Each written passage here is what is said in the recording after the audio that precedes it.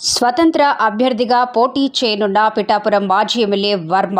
కాకినాడ జిల్లా పిఠాపురం నియోజకవర్గం Telugu Desam party Janasena BJP పొత్తులో భాగంగా నియోజకవర్గం నుండి పవన్ కళ్యాణ్ పోటీ చేయనున్న సందర్భంగా మాజీ ఎమ్మెల్యే వర్మ వర్గీయులు అసంతృప్తితో ఫ్లెక్సీలు తగలబెట్టి దుర్భాషలాడారు. పవన్ కళ్యాణ్ను పోటీలో ఓడించాలని కోరారు.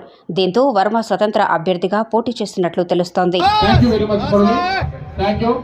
ఇంకా హ్యాండ్ రైజ్ చేస్తే మైక్ అక్కడ పంపించడం జరుగుతూ ఉంది. Very good. ఏమండి అక్కడ పంపించండి. శివ నేనేం చేసి పంపించండి మైక్. వినా ఇటు ఇక్కడ ఓడిపోయిన తర్వాత చాలా మంది వదిలేసి వెళ్ళిపోవడం లాంటివి జరుగుతాయి. ఎప్పుడో ఓడిపోయిన వదిలేసి వెళ్ళిపోలేదు. గెలిచినప్పుడు ఓడిపోయినప్పుడు ఒకేలా పనిచేశారు వర్మ గారు. ఈ రోజు ఎంతమంది ఇక్కడికి వచ్చి ఆయన సంఘీభావం తెలియజేస్తున్నాం అంటే ఆయన కష్టపడిన కష్టం ప్రతి ఒక్క నాయకుడికి సీట్ ఇవ్వలేదని ఎవరికైనా సహజం ఆవేశపడ్డాం. ఎందుకంటే 20 ఏళ్ళు కష్టపడ్డారు ఆయన. తెలుగుదేశం జెండా పుట్టి వదిలిపోయినట్టు మోసన్నారు మా నాయకులు. అలాంటి నాయకుల కోసం మేము ఒక్క మాట అన్నట్టు మేమేమి మీ ప్రెస్ మీట్ కూడా సృష్టించక్కర్లేదు. ఎందుకంటే మా నాయకుడు బాగా సీట్ ఇవ్వలేదన్న బాధ ఆవేదన వ్యక్తం చేశారంటే మేమేమి. ఎందుకంటే కరోనాలో కష్టపడ్డాడు ఆయన. ఇప్పుడు రైతులు కూడా కష్టపడ్డాడు ఆయన. ఎవరన్నా కావాలంటే మరి కష్ట సుఖాలు రావాలంటే మరి వరమందరినీ వస్తేనే అక్కడ కష్ట సుఖం తెలుస్తుంది అక్కడ.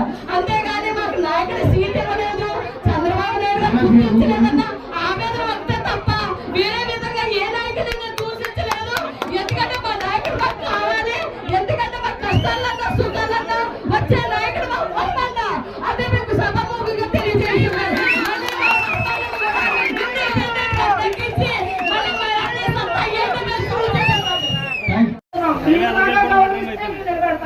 గౌరవం ఇచ్చిపుచ్చుకోవడంలో ఉంటది.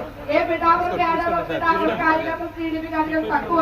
ఎందుకంత చులకన ఏమి కష్టపడ్డాం. 5 ఏళ్ళు కష్టపడలేక వైసీపీ హవాలో పిఠాపురంలో గొల్లపురం పట్టణంలో మున్సిపల్ కౌన్సిలర్ గా 30 మందిని నిలబెట్టిన ఘనత మా వర్మ గారు. ఈరోజు 30 మందిలో 6 బంపర్ మెజారిటీతో కౌన్సిలర్ గా కూర్చున్నాం టీడీపీలో. ఈరోజు అధికార పార్టీ నిర్వహిస్తున్నాం. 4 వ్యక్తులు ఒక 20 ఓట్లతో ఓడిపోవచ్చు. దాదాపు దగ్గర మెజారిటీతో పోటీ ఇచ్చాం. అంతా వైసీపీ హవాలో. అప్పుడు గుర్తు రాలేదా? ఈ రోజు ఇప్పుడు గుర్తొచ్చిందా అని అడుగుతున్నాం. ఈ రోజు 30 మందిలో ఎందుకు పోటీ చేయాలని అడుగుతున్నాం. ఆ రోజు ఎంత ఆవేదన మాలో ఉంది. ఆవేదన ఎందుకు మాట్లాడిన తప్పులో పట్టిస్తున్నా చెప్తే మా ఆవేదన అర్థం చేసుకునే ఒకసారి అనిపిస్తున్నాం.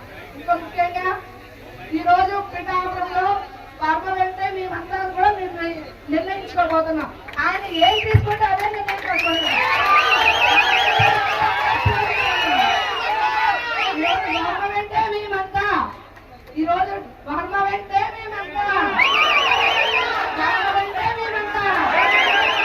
ఇంకో విషయం గుర్తించుకోవాలండి.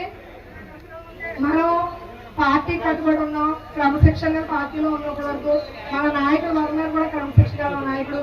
మన ఇక్కడ ఉన్న వచ్చేసి వాళ్ళ క్రమశిక్షణతో ఆయన వెన్నట్టే ఉండి ఆయన ఏ నిర్ణయం తీసుకుంటారో ఆ నిర్ణయాన్ని మీరు అందరూ కూడా కట్టుబడి ఉండాలని కూడా నేను మనస్ఫూర్తిగా కోరుకుంటున్నాను.